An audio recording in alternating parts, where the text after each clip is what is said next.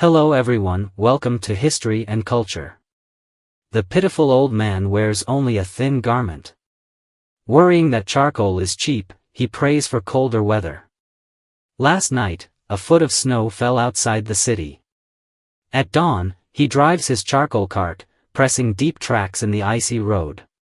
These lines come from The Charcoal Seller, a poem by Puyi, a poet of the Tang dynasty. The poem vividly portrays the hardships of an impoverished old man struggling to sell charcoal in winter. Dressed in thin, ragged clothing, he leads his cart through the snowy streets against the bitter wind. Despite the freezing cold, he wishes for even colder weather, only then would charcoal fetch a better price. So he could buy warmer clothes and a hot meal for his family. At night, heavy snow falls, accumulating a foot deep outside the city. At dawn, the old man braves the piercing wind, struggling to drive his cart to the marketplace. The wheels carve deep tracks in the frozen road, a sight that evokes deep sorrow. Yet, the charcoal he worked so hard to sell does not bring warmth or comfort to his family. In the end, the money he receives is merely half a bolt of red silk and 10 feet of fine cloth, mercilessly tied to his ox's horn as payment. This scene reflects the harsh reality of how the poor struggled to survive the bitter cold in ancient times. Another Tang dynasty poet, Du Fu, once wrote, "Behind vermilion gates, meat and wine rot in excess. On the streets, frozen corpses lie abandoned.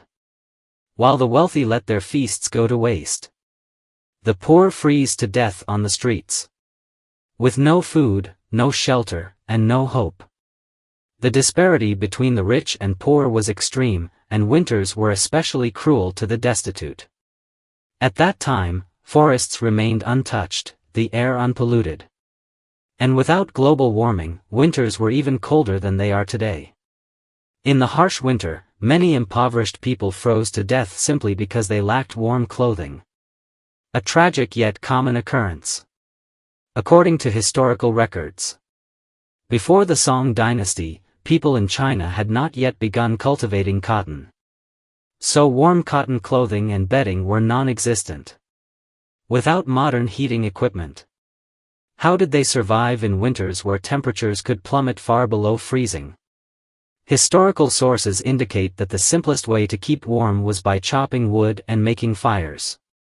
Every autumn, people would collect fallen leaves and cut firewood, drying them at home to use as fuel in winter. However, in areas where trees were scarce, people could only endure the cold, their hands and feet swelling and cracking from frostbite. A hardship all too common. The wealthy burned smokeless charcoal, which provided better warmth without filling their homes with thick, choking smoke. But for ordinary people, charcoal was far too expensive. During the Tang dynasty, charcoal was even used as an official currency to pay government officials. By the Song dynasty, the price of 100 grams of charcoal had soared to 201 copper coins. An astronomical cost for the poor. As the saying goes, for poor families, firewood is never enough. They can only endure the cold wind and relentless rain. This reflects the dire situation of impoverished households, where insufficient firewood meant helplessly suffering through the bitter winter. Although ancient times lacked modern heating technology, people devised ingenious ways to stay warm. One such innovation was mixing Sichuan pepper, hua jiao, with mud to coat the walls of homes.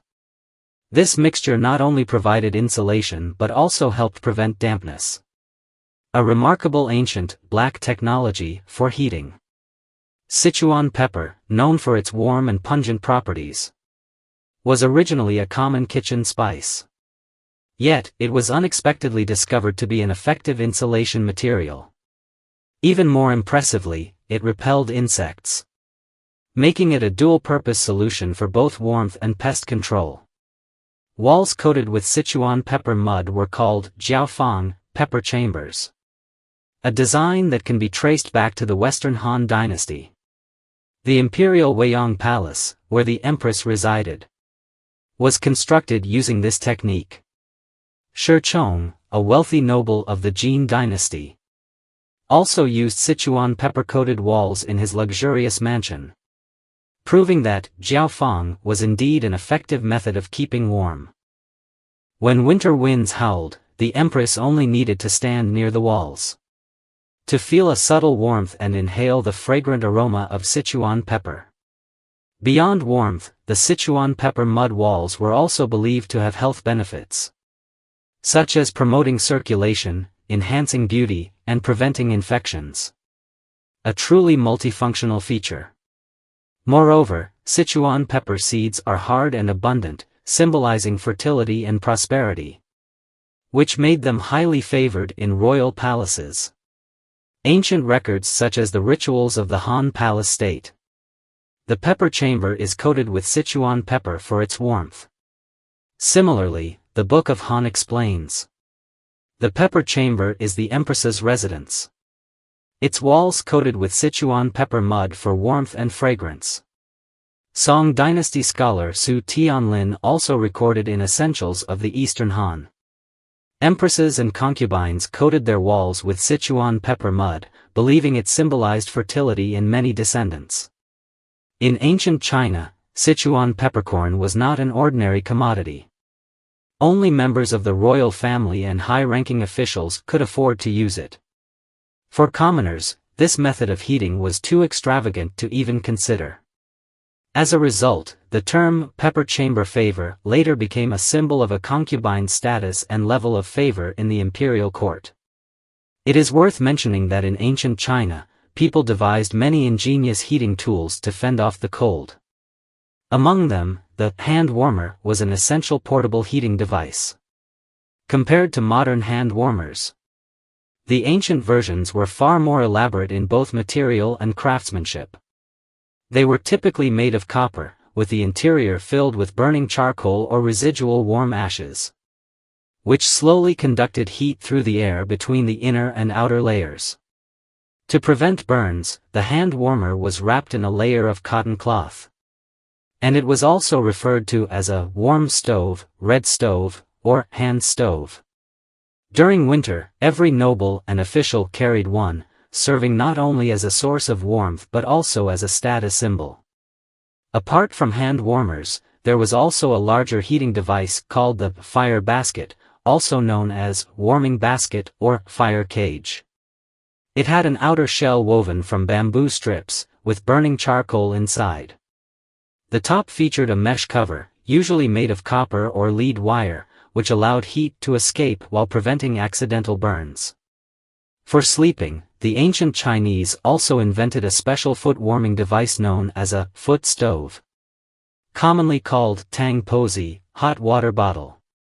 It was a small, flat, round pot made of copper or porcelain, with a screw-top opening. Hot water was poured in and sealed before being placed inside the bedding to preheat it, ensuring warmth throughout the night. Additionally, in an era without modern down jackets and central heating, animal fur was the most natural insulating material. Qiu, fur garments, referred to clothing made from animal pelts, equivalent to what we now call fur coats.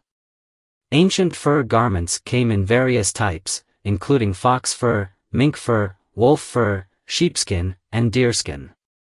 These were not only used for clothing but also fashioned into accessories such as scarves, hats, and gloves to protect the head, neck, and hands from the biting cold.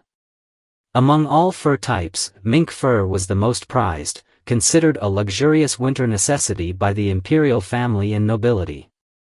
Mink fur provided exceptional insulation. Legend has it that even in the coldest winter, placing a bowl of water on ice and covering it with mink fur would prevent it from freezing. Fox fur was another high-end choice, typically worn by high-ranking officials and aristocrats.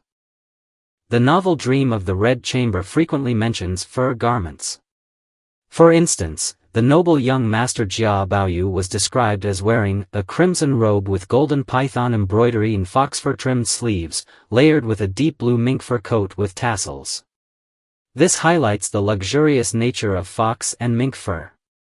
In comparison, deerskin and sheepskin were slightly less prestigious but still out of reach for commoners.